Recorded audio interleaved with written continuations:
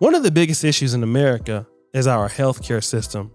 For many people who are insured or even without insurance, one of the things that we're finding out is that it costs extremely too much. I lived in Poland and healthcare is extremely affordable there. Those of you who live in the UK, if you're at the NHS, depending where you go, healthcare is more affordable. Most parts of Europe, it's affordable. But America is just a lot. Even a healthcare bill in America can pretty much bankrupt you and ruin your credit. That is why medical tourism is starting to be such a big deal in other parts of North America, most notably Mexico.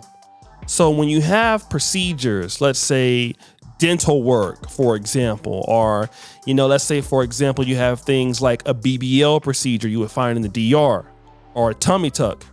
Well, Mexico is killing two birds with one stone. The healthcare system is rather decent in Mexico. They have some pretty good medical schools. Even some of their medical schools train U.S. doctors, and it's at a lot more affordable rates. So combining that with everything else, it's a no-brainer to many Americans to participate in what is known as medical tourism. Now, let's say, for example, you don't want to go by yourself, so you take your friends. You're going to medical tourism to get a procedure done, but at the same time, you're getting to see another place. Now, it's affordable to also drive. So you drive to Mexico with 3 of your friends. And let's say you're the person that's LaTavia McGee getting the tummy tuck. You're headed there with your boy Eric Williams, Shaeed Woodard, and Zindell Brown. Unfortunately, coming into a new town, you don't know really where you're at, and the cell phone service is not good. And you, unfortunately, drive into a middle of a turf war, and you get mistakenly shot. This is a horror story from hell, but this is exactly what happened. 2 of these black men, Shaeed Woodard and Zindell Brown, lost their life, while LaTavia Washington McGee and Eric Williams survived the ordeal. Now, they were kidnapped by these armed gunmen, but they were rather let go, found alive. And what these Mexican gunmen realized is that they had made a horrible mistake. You see, I want to talk about something because I'm in the Black diaspora and the Pan-African community. And one of the things that I notice is we spend a lot of time trying to differentiate each group from each other. And I understand that because we all grow up different. I'm living in Africa right now. It's very difficult for me to convince a Ugandan that I'm African or a Kenyan that I'm as African than them or Nigerian. And then if we go into the specific tribes of parts of the countries and different languages and different customs, it's very difficult for me to relate to them on many things culturally. It's just impossible. We've grown up in different places. We know each other. When I hear South African talk, I know they're South African. The average Kenyan, I know they're who that is. We know each other. The difference is that other groups, they don't know us, because when they see us, they see black. And I noticed this when I was living in Poland, when I used to get people driving by, sometimes saying nasty things. And, you'd find out from, eventually, hey, you're a Nigerian, go back to Nigeria. But I'm an African American. I just have Nigerian features, or I may look Zimbabwean to them. But the reality is that all black people, to most individuals, look fairly similar. And these Hispanic gunmen thought that these blacks were Haitian drug dealers who were also operating in some of these cartels there in the border city of Matamoros. And I know people can even talk about blaming the lady. Well, she got these brothers killed because she was getting a tummy tuck. I just don't want to buy that. I mean, again, it's just across from the Rio Grande and from Brownfields, Texas. She was basically going to do her thing. And that's just like anybody else. She just happened to get lost, or they happened to get lost. The reception, they ran at the wrong place at the wrong time. I want to give a shout out to Willie D. I watched Willie D's video, and Willie D made a very excellent point. People get hit in crossfires all the time in the United States. People are killing right there in the US. Chicago, DC. People will shoot you in broad daylight in America and don't think nothing of it. But I think I want to talk about this is one thing. As blacks, we got to understand our role to everybody else.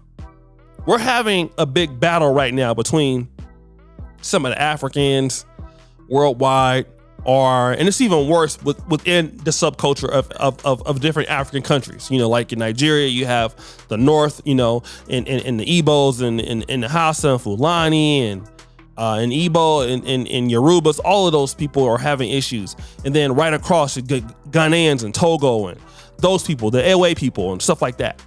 The reality is when other groups look at you, you're black. That's what they see. They see a black person. They can't tell that person from being Haitian. They can't tell that person from being whoever else. It doesn't matter. Similarly, when we see somebody white, we can't tell if that person is from Poland or from Germany or from France or from Hungary. What do we see? We just see white people, right? And once the white people started to realize that, they started to come together even when they disagreed. Because they all knew that they are from Europe.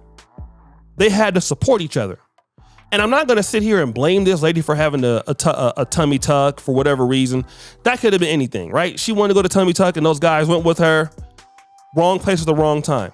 The reality is that they could not, differentiate Haitians from African Americans, which makes a lot of sense because the Haitians in Haiti came on the same boat as the Africans came to Jamaica or to Dominica or even the Dominican Republic or Brazil or America. We all came on those same boats. We just ended up in different places.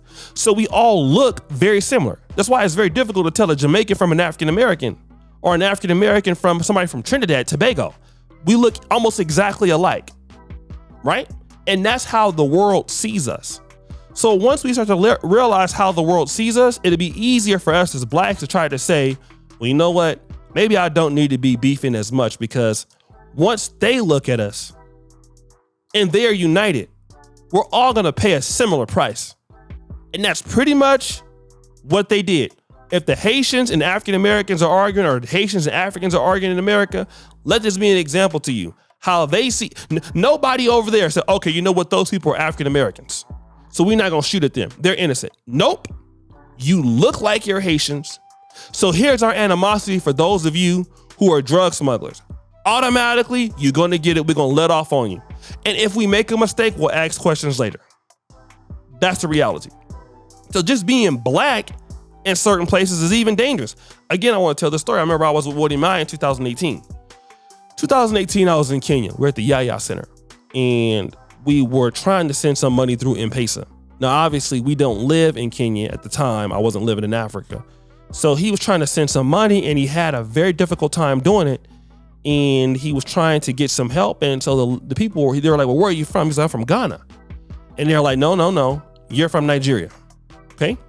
You're not from here. So, you're a scammer. So this is what's happening in Africa, right? A guy is trying to do something. They're saying he's a scammer. But now, if you take a Ghanaian and Nigerian and drops them over in Mexico, they're going to be like, look, these are the same guys from Haiti, right? And if they got guns and they feel in a certain kind of way, that could be the end of it. So guys, what do you think? It's your boy, O'Shea Duke Jackson, back at it again with another episode of The Celebrity Drunk. I appreciate you for all that you do. Subscribe, hit the bell. We're out.